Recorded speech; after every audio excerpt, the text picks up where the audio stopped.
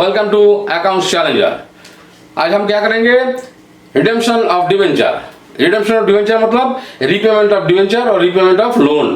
Company जब issue किया था डिवेंचर्स पब्लिक को, तो पब्लिक से कंपनी के पास पैसा आया था, तो as per the condition public को वो पैसा वापस भी करना पड़ेगा, जैसे रीपेमेंट भी करना पड़ेगा। So redemption of debenture is nothing but repayment of a debentures. तो जब डिवेंचर को रिडेम्पशन करेंगे, हमको सोर्सेस देखना पड़ेगा। What are the sources? कौन सा जगह से हम डिवेंचर को रिडेम्पशन करेगा? बिकॉज जब डिवेंचर को रिडेम्पशन करेंगे, कंपनी का पैसा चला जाएगा, लिक्विडिटी पोजीशंस कम हो जाएगा, फिर डिवेंचर कैपिटल भी कम हो जाएगा। इसके लिए तो what are the sources? The first sources, three sources of debenture का, थ्री सोर्सेज से। तो what are the sources? Sources of redemption of debenture. Number one में बोलता है कंपनी न्यू डिवेंचर इशू करता है, नहीं तो न्यू शेयर इशू करता है। New share and debenture issue करके जो कंपनी के पास पैसा आता है, उसी पैसे से कंपनी को पुराना डिवेंचर को as per the conditions terms उसको पैसा वापस कर देगा। तो in this type of some में क्या होता है? इस दिस टाइप ऑफ सोर्सेज में कंपनी का लिक्विड जो पोजीशंस है is not badly affected. Okay, so normally इस टाइप का सम्स कम आता है। तो bye issue of new shares and debentures, new share and debenture issue करके कंपनी को जो पैसा आता है, उसी पैसे से ही कंपनी डिवेंचर को रिडेम्पशन कर देता है। Number two, out of capital. Out of capital, out of जो कैपिटल होता है, what do you mean by the out of capital? Out of capital means debenture का डीआरआर में हम लोग कुछ पैसा ट्रांसफर नहीं करता है, मतलब surplus in statement of PL to DRR इसमें कुछ नहीं जाएगा। Okay, so out of capital means question आता है ऐसे में, what do mean by the debentures redemptions out of capital? इसका मतलब है जब डीआरआर में no amount is transfer to DRR, तो no amount, no DRR is created. No DRR is created. That is called out of capital. Though normally it is not possible to redeem short debentures fully out of capital. Okay, because as per the SEBI guidelines, at least 25% of the surplus in statement of PL to be transferred to DRR. Without that, कोई भी debenture redemption नहीं करा पाएगा। Okay, number third point is out of profit. Out of profit. Out of profit means हमको क्या करना पड़ेगा? Fully 100%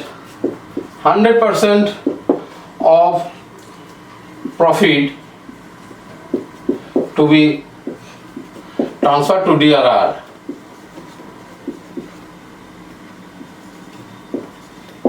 that is DRR create करना पड़ेगा। तो ऐसा सोर्स कैसे हो गया? प्रॉफिट डीआरआर में ट्रांसफर कर देगा, ऐसा सोर्स कैसे हो गया? सोर्स में तो पैसा चाहिए, है कि नहीं? तो सोर्सेस ऐसे होता है, सोर्सेस ऐसे होगा जो क्योंकि जो सरप्लस इन स्टेटमेंट का जो प्रॉफिट है, वो प्रॉफिट डिविडेंड के लिए हम लोग को अवेलेबल नहीं होगा, क्योंकि कंपनी का जो surplus in statement of PL और जनरल रिजर्व में जो पैसा होता है, ये सब पैसा क्या होता है? नॉर्मली हम लोग डिविडेंड के लिए चला जाता है, तो डिविडेंड का दे पाएगा नहीं, तो डिविडेंड का पैसा नहीं देके अभी for the time being DRR में पूरा पैसा ट्रांसफर कर देता है, फिर डिवेंचर का रिडेम्पशन हो जाएगा, फिर डिवेंचर का पैसा फिर जर्नलिज्म में ट्रांसफर कर लेता है। तो इसलिए इन दिस टाइप ऑफ जब होता है, तो कंपनी क्या करता है? जो प्रॉफिट का डीआरआर में क्रिएट करके रख देता है, so it reduces the dividend. तो डिविडेंड रिड्यूस हो गया मतलब, तो अभी के लिए डिवेंचर का रिडेम्पशन हो जाता है। So 100% profit transfer to DRR means dividend का डिक्रीज करके पूरा पैसा ही surplus in statement of PL to DRR में ट्रांसफर कर देता है। So this is the three sources of the capital, मतलब डिवेंचर रिडेम्पशन का। ओके, नाउ हमको देखना पड़ेगा what are the rules. Rules में हमको सेबी गाइडलाइंस कुछ बोल दिया, जैसे सब लोग डिवेंचर रिडेम्पशन करेगा, इसके लिए सेबी गाइडलाइंस कुछ मानना पड़ेगा। What are the SEBI guidelines? Number one, SEBI guidelines, Security Exchange Board of India, SEBI guidelines. SEBI guidelines क्या होता है? बोला number one, this is very important. दो गाइडलाइंस है, 2 पॉइंट है खाली। क्या क्या है? जो कन्वर्टेबल डिवेंचर्स है, ठीक है, तो जो कन्वर्टेबल, जो नॉन कन्वर्टेबल डिवेंचर्स है, इसके लिए at least 25% of the amount to be transfer to DRR। कितना? At least before transfer. कंपनी का क्या बोलता है? बिफोर रिडम्पशन ऑफ डिवेंचर्स, 1 साल पहले 31 मार्च में क्या करेंगे? 25% ऑफ द surplus in statement of PL to be transfer to DRR। Without transferring this company कोई डिवेंचर रिडम्पशन नहीं कर पाएगा। कितना ट्रांसफर करेंगे? सपोज 10 लाख का डिवेंचर हमको रिडम्पशन करना है, 10 लाख का डिवेंचर्स, लेकिन next year suppose 2 lakh, 3 lakh, 4 lakh कोई भी डिवेंचर रिडम्पशन करना है, लेकिन हमारा डिवेंचर्स आउटस्टैंडिंग है कितना? 10 लाख रिडम्पशन के लिए। तो 10 लाख का 25% हमको पूरा ट्रांसफर करना पड़ेगा before the first redemption. Redemption अगर 1 लाख भी होगा, 2 लाख भी होगा, 3 लाख भी होगा, देखना नहीं है हमको। डिवेंचर जो total issue price of the debentures, उसका 25% भी ट्रांसफर टू DRR। तो अगर at least 25% of surplus in statement PL, surplus, no, sorry, 25% of face value of issue of the debentures, 25% of face value of issue price of debentures to be transferred to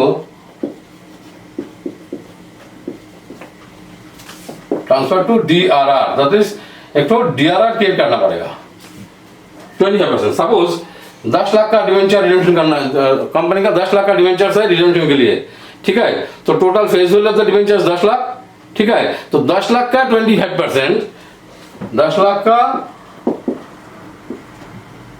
lakh into 25%, that is 2,50,000 to be transfer to DRR।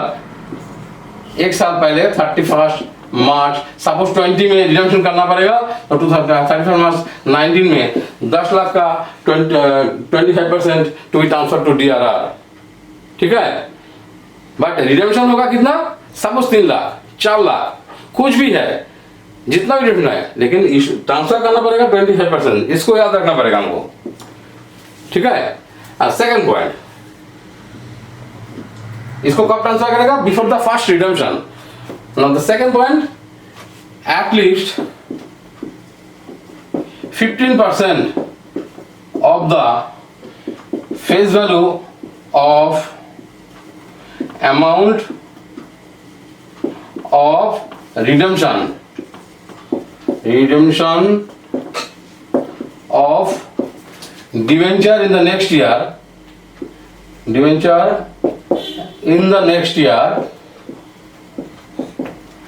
That is 2020 में 31 March 2020 में हमको debenture return करना पड़ेगा। उसका 15% हमको next year to be invested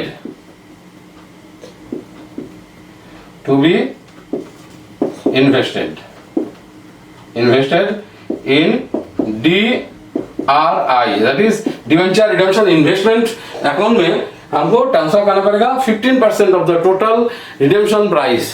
suppose 3 lakh redemption कर रहे हैं, 3 लाख का 15%। सपोज इसका डेट कब होगा? The date will be 30th on और 30th April of the previous year, April of the 30th April 19 में हमको कितना ट्रांसफर करना पड़ेगा? 15% of the face value of the redemption, that is कितना रिडम्पशन करेगा? सपोज 3 लाख रिडम्पशन करना है, 3 लाख, कितना रिडम्पशन करेगा? 3 लाख। तो 3 लाख का 15% कितना? 3 लाख का 15% होगा 45,000 to be transfer to DRI में कितना जाएगा? 45,000। तो DRI में क्यों इन्वेस्ट करेगा? क्या फायदा होगा? DRI में इन्वेस्ट करेगा 1 साल पहले ही हमको 30th अप्रैल 19 में हमको रिडम्पशन करना पड़ेगा, इन्वेस्टमेंट में रखना पड़ेगा। क्या फायदा होगा? जब नेक्स्ट ईयर जब 30th अप्रैल 2020 आएगा, जब रिडम्पशन का टाइम है, उस टाइम में हमको बाकी 85% मेरा अपना बैंक से उठा के कंपनी को, डिवेंचर होल्डर को रिडम्पशन करना पड़ेगा। सो एटलीस्ट 15% का तो सुविधा हुआ। तो दिस 15,000 विल बी अगेन क्या होता है? हम लोग को इनकैश कर लेंगे। नेक्स्ट ईयर जब आएगा 30 अप्रैल आएगा, हमको 15% जो इन्वेस्ट किया था वो पैसा उठा लेगा, उठा के डिवेंचर होल्डर को हम लोग को रिडम्पशन कर देगा। आफ्टर ऑल द रिडम्पशंस हम क्या करेंगे, जो DRR में जो ट्रांसफर कर दिया, full DRR will be transfer to general reserve. This is the procedure. So there are 2 procedure, एक है this thing and this thing, this is to be maintained before the redemption. Now क्या problem है, some of the institutions and which are that is exception of the DRR, मतलब कौन कौन DRR create नहीं करेगा। एक नंबर है जो कन्वर्टेबल डिवेंचर्स है, कन्वर्टेबल इनटू शेयर्स, ये लोग को DRR का क्रिएट करने का पड़ेगा नहीं, एक number. Number 1 is the non convertible debenture को तो DRR क्रिएट नहीं करना पड़ेगा। Number 2 the banking and other financial institutions do not have to create any DRR। तो बैंकिंग लिखते हैं शॉर्टकट में, हम लोग लिख देता है बैंकिंग कंपनीज, प्राइवेट और प्राइवेट गवर्नमेंट कोई भी, and other financial institutions and housing board, financial institution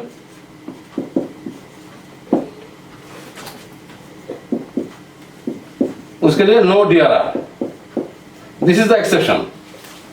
banking company and other financial institutions जो होता है उसको DRR क्रिएट करने का जरूरत नहीं है। This is the exception. Okay, so ना हमको करना पड़ेगा what are the methods of redemption of debenture. 4 methods है IC में। ओके, तो मेथड्स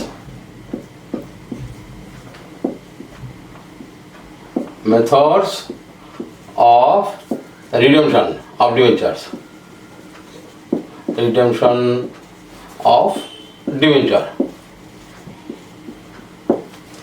4 मेथड्स हम लोग को देना पड़ेगा। फर्स्ट मेथड्स मतलब कैसे कैसे डिवेंचर को रिडेम्पशन करवाया। तो मेथड्स का बोलने के लिए बोलता है lump sum amount at the end of fixed period, lump sum amount at the end of fixed period,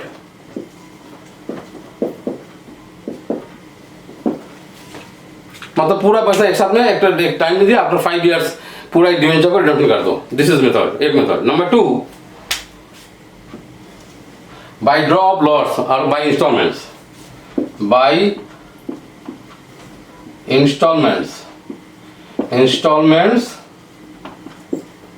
और इसको अनदर नाम is by draw of lots. Draw of lots मतलब हम लोग यहाँ पे जैसे 10 लाख रुपया पूरा एक साथ में ही at the end of suppose 5 year बोला था, 5 ईयर में 10 लाख रुपया रिडम्पशन कर दिया। ड्रॉ ऑफ लॉट्स मतलब ड्रॉ तो मतलब पता ही है, इज अ लॉटरी। तो एक डब्बा में ले लिया, डिवेंचर को हमको रिडम्पशन करना पड़ेगा, तो डब्बा में लिख दिया 10 लाख रुपया कैसे कैसे रिडम्पशन करना पड़ेगा, ड्रॉ कर रहा है, ड्रॉ मतलब लॉटरी। डब्बा में लिख दिया 2 lakh this date, 1 lakh this date, 50,000 this date, 4 lakh this date, ऐसे ऐसे करके पूरा 10 लाख को रिडम्पशन करना पड़ेगा। तो डब्बा में जो लॉटरी का चीज को लिख के रख दिया था उसका हम उठाएगा, देखता है कितना कब ड्रॉ करेगा, अच्छा इतना 1 लाख रुपया टू 31 मार्च 2020, फिर उठाया, ड्रॉ किया, देखा, फिर आया 3 लाख, तो 3 लाख रुपया रिटर्न करना पड़ेगा 31 मार्च 21, फिर उठाया, देखा 1 लाख आया। ऐसे करते थे 10 लाख रुपया का, जब तक हो जाएगा खत्म उस हिसाब से ड्रॉप लॉट मतलब इंस्टॉलमेंट सिस्टम में उसको रिडम्पशन कर देगा। इसको याद आना, इसलिए ड्रॉप लॉट बोलता है, nothing else, it's an installment system. पहले से ही हम लोग लॉटरी करके उठा लेता है और हम लोग ठीक करता है, दिस इज द डेट, इस डेट में इतना करते धीरे धीरे इसका पैसा रिडम्पशन कर देगा, ऐसे करके कंपनी का पूरा पैसा रिडम्पशन हो जाएगा। तो इसका बोलते हैं by draw of loss. Okay, now third method, purchase in the open market, purchase in the open market, and last है conversion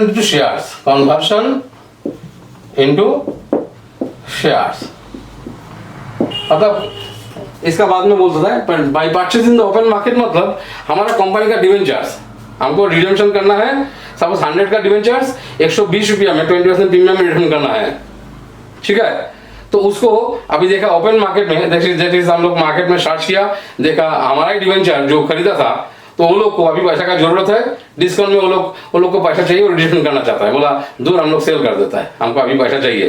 तो हमारा डिवेंचर जो मार्केट में डिस्काउंट में चल रहा है, तो हम खुद ही उसका पैसा, उसका जो डिवेंचर है उसका हम खरीद लेगा। इसका खरीदने से कंपनी का क्या बेनिफिट होगा, डिस्काउंट में उसको रिडम्पशन हो गया, बिकॉज हम डिस्काउंट में खरीदा था हमारे डिवेंचर, उसको तो प्रीमियम में रिडम्पशन करना था और एट पार में रिडम्पशन करना था, लेकिन अभी वो पैसा वो लोग अभी चाहता है डिस्काउंट में, तो खुद ही कंपनी देख के, सुविधा देख के खुद अपना डिवेंचर खुद ही खरीद लेता है। और खुद खरीदना मतलब वो लोग डिवेंचर होल्डर और नहीं रहेगा, हम लोग को कंपनी का पैसा अल्टीमेटली ऑटोमेटिकली रिडम्पशन भी हो गया, ठीक है। So this is by purchase in the open market. Open market में जब डिस्काउंट होता है तभी हम लोग कंपनी क्या करता है, डिस्काउंट में, नॉर्मली डिस्काउंट जब होता है तब कंपनी वो फैसिलिटी ले लेता है, चलो वो लोग का डिस्काउंट में रिटर्न करना है, चलो दे दो, क्योंकि उसको as per the condition future में ज्यादा में रिटर्न करना था और एट पार, इसलिए कंपनी का कुछ बेनिफिट आ गया, कंपनी का पास 2 साल बाद कंपनी का सरप्लस मनी आ गया, कंपनी का पैसा अभी रखने का जरूरत नहीं, चलो जितना जल्दी रिडम्पशन कर दो कंपनी का बेनिफिट हो जाएगा, क्यों इतना डेट रखेगा, कंपनी का इतना सरप्लस प्रॉफिट हो गया, इसलिए कंपनी इसका फैसिलिटीज लेके ओपन मार्केट से ही अपना डिवेंचर खरीद करके रिडम्पशन कर देता है। And number 4 method is conversion into shares. 4 method हम लोग को सिलेबस में नहीं है अभी, ICSE CBSE बोथ, ठीक है। तो 4 में इसका बोलता है after certain time debenture holder को एज पर कंडीशन बोला, ये 4 साल बाद तुम्हारा डिवेंचर को हम लोग शेयर में कन्वर्ट कर देगा। इसी खुशी में कोई बहुत सारा लोग डिवेंचर इशू किया था कंपनी को, तो इन दैट केस हम लोग को डिवेंचर को रिडम्पशन कैसे होता है, डिवेंचर को कैंसिल करके शेयर में कन्वर्ट होता है, दैट इज डिवेंचर एक liabilities, debenture account debit to equity share capital में ट्रांसफर हो जाएगा, मतलब एक लायबिलिटीज कन्वर्ट हो गया दूसरा लायबिलिटीज में कन्वर्ट हो गया। These are the 4 methods. Now हम अब देखेंगे step by step how will I follow. इतना सबको डिफिकल्ट लगता है, डिवेंचर रिडम्पशन कैसे करेगा समझ में नहीं आता है, कैसे होता है, द स्टेप्स हम एक बार लिखा देता है, just you follow this steps in all the sums, आपको इतना इजी हो जाएगा। जब लामसम जो अगर समझ में आ जाएगा तो इंस्टॉलमेंट सिस्टम में भी एक ही सिस्टम चलते रहेगा, तो एक बार समझा देता है, तो स्टेप बाय स्टेप कैसे हम लोग फॉलो करेंगे डिवेंचर रिडम्पशन का, ओके। उसका जर्नल एंट्री से लिख देता है स्टेप बाय स्टेप, ओके। तो डिवेंचर रिडम्पशन सुन के ही सब लोग सामने के डरता है बहुत, कोई डरने का जरूरत नहीं, just you follow the steps, कैसे सब स्टेप फॉलो करेगा, इसी स्टेप से ही फॉलो करेगा कोई भी डिवेंचर तुम लोग कर पाएंगे। तो व्हाट आर द स्टेप्स, हम लोग एक बार फर्स्ट स्टेप्स कैसे होता है। नंबर 1 फर्स्ट स्टेप क्या आता है, पहले ही हम लोग क्या करेंगे 31 March of the previous year, 31 March 19, suppose हम लोग को 10 लाख का डिवेंचर है कंपनी का, इसको सर्टेन पार्ट रिडम्पशन करना पड़ेगा, 3 लाख रिडम्पशन करना है, रिडम्पशन करना कितना, रिडम्पशन करना पड़ेगा 3 lakh to be redeemed on कौन सा 31 मार्च 20, 31 मार्च में 3 लाख रुपए रिडम्पशन करना है, और हमारा रिडम्पशन कंपनी का अभी 10 लाख है रिडम्पशन के लिए रेडी, ठीक है, लेकिन नेक्स्ट ईयर में 3 लाख रिडम्पशन करना पड़ेगा। तो what are the steps, how will I proceed. Number 1 on 31 March 2019 हम क्या करेंगे, 31 मार्च 2019 हम लोग को surplus in statement of P L, surplus as per the SEBI guideline, surplus in statement of P L account debit to DRR। पहले एक तो DRR create करेंगे, पहले ही बोला था as per the SEBI guidelines, कितना 25% ऑफ टोटल 10 लाख जब फेस वैल्यू, सपोज 10 लाख का चीज 12 लाख में रिडम्पशन करना पड़ेगा, लेकिन फेस वैल्यू का 10 लाख का 25% हमको DRR में कैश करना पड़ेगा, दैट इज 2,50,000। सबको कंफ्यूजन होता है कितना, तो बिफोर द फर्स्ट रिडम्पशन कितना भी है हमको टोटल का 25% ट्रांसफर करना पड़ेगा DRR में। अगर ऑलरेडी कोई DRR में कुछ पैसा पहले से नहीं है तो ओके। नंबर 2 सपोज DRR में ऑलरेडी 1 लाख रुपया है, DRR में ऑलरेडी क्लियर करके रख देता पहले से ही, तो अभी 1.5 लाख रुपया हम लोग को DRR में ट्रांसफर करना पड़ेगा, because total amount should be at least 2,50,000, okay. Now number 2 हमको नेक्स्ट पॉइंट बोला था, नंबर 2 स्टार मार्क रखा था। सेकंड पॉइंट हमको 15% of the total amount of debentures to be redeemed at the end of 31 March 2020 उसका DRI में invest करके रख देगा। डीआरआई में इन्वेस्ट करके रखना पड़ेगा, that is the second point. तो general DRI account debit to bank, because investment करेगा तो हम लोग क्या होता है, DRI debenture redemption investment account debit to bank. This amount कब इन्वेस्ट करेंगे हमको 31 मार्च, जस्ट एक साल पहले ही, पहले तो नहीं उसी फाइनेंशियल ईयर में, ऑन और बिफोर 30 अप्रैल 19 और इसका पहले हमको 15% हमको इन्वेस्ट करके रखना पड़ेगा। 15% of amount of debentures to be redeemed 3 lakh, that is 3 lakh का 15% to be transfer, 45,000 to be transfer to DRI. इसका करके दिस इज द रूल्स, ऐसा हम लोग बनाया नहीं था, दिस रूल्स हम लोग को मेंटेन करना पड़ेगा। इसका क्यों बना था ये सब रूल्स, इसलिए बना था जो नेक्स्ट ईयर जब डिवेंचर हम कंपनी का डिवेंचर का पैसा चला जाएगा एटलीस्ट 15% तो हम इन्वेस्ट करके रख दिया, ठीक है। नेक्स्ट ईयर बाकी घर का बैंक बैलेंस और 85% उठा के पूरा रिडम्पशन कर देगा, इसलिए पहले से इन्वेस्ट करके रख देता है, सो दैट रिडम्पशन का टाइम में हम लोग उतना प्रॉब्लम 100% प्रॉब्लम नहीं होगा। जब रिडम्पशन का टाइम आएगा दैट इज 31 मार्च 20, डीआर का पैसा फिर विड्रॉ कर लेगा, इनकैश कर लेगा बैंक से जो फिक्स डिपॉजिट रखा था, ठीक है 11 महीने के लिए, वो पैसा हमको फिर इनकैश कर लेगा। जब इनकैश कर लेगा पूरा पैसा आ जाएगा तो जस्ट इसका opposite entry, what is the entry, bank account, this is third point, bank account debit to कितना, bank account debit to DRI. जो इन्वेस्ट किया था वो जीरो हो गया, बेसिकली 45,000 हमको फिर पैसा मिल गया। Now fourth point, now the redemption entry to be passed. What is the redemption entry? Redemption of debenture मतलब डिवेंचर ऑलवेज क्रेडिट होता है, अभी डेबिट करके उसको कैंसिल कर देगा। तो डिवेंचर रिडेम्पशन का पहले जो इशू किया था तो डिवेंचर ऑलवेज क्रेडिट हुआ था, अभी डेबिट हो गया, मतलब लायबिलिटीज कैंसिल हो रहा है। तो जर्नल जितना परसेंटेज डिवेंचर था, debenture account debit, this is the step to debenture holder, debenture holder account, क्योंकि होल्डर को अकाउंट में ट्रांसफर कर देगा। कितना, debenture account debit to debenture 3 lakh बोला था यहाँ पे, तो 3 लाख कर देता है, 3 लाख डिवेंचर होल्डर को ट्रांसफर कर दिया। नाउ फिफ्थ एंट्री, उसको पेमेंट कर दो, होल्डर में ट्रांसफर करके तो फायदा नहीं, वो लोग को पैसा चाहिए तो पैसा दे देगा। जब debenture holder account debit to bank, debenture holder account debit to bank, company का पूरा पैसा चला गया, कितना, पूरा 3 लाख ट्रांसफर किया था, 3 लाख ही होल्डर को दे देगा, अगर एट बार देने का कॉन्सेप्ट है, बात है।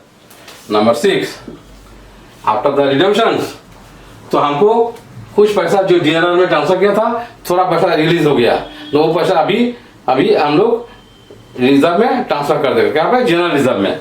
तो next number 6 entries, DRR account debit, DRR account debit to general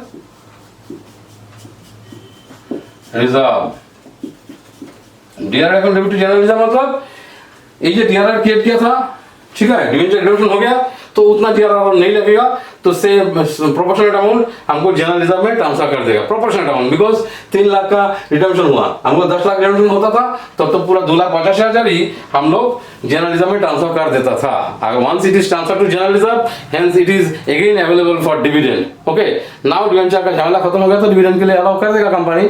तो कितना अमाउंट डिवेंचर जनरल रिजर्व में ट्रांसफर करेगा, 3 लाख का, हम लोग 10 लाख का 25% डीआरआर लिया था, सो 3 लाख का 25% हमको 3 लाख इंटू 25% 75,000, तो 75,000 हम लोग पूरा पैसा जनरल रिजर्व में ट्रांसफर कर सकता है। So this is the 6 steps we have to follow in all the sums. Okay, now यहाँ पे 75,000 ओके, चलो thank you. So next sum हम देगा, न्यू सम बना के नेक्स्ट सम हम देता है। Okay, thank you.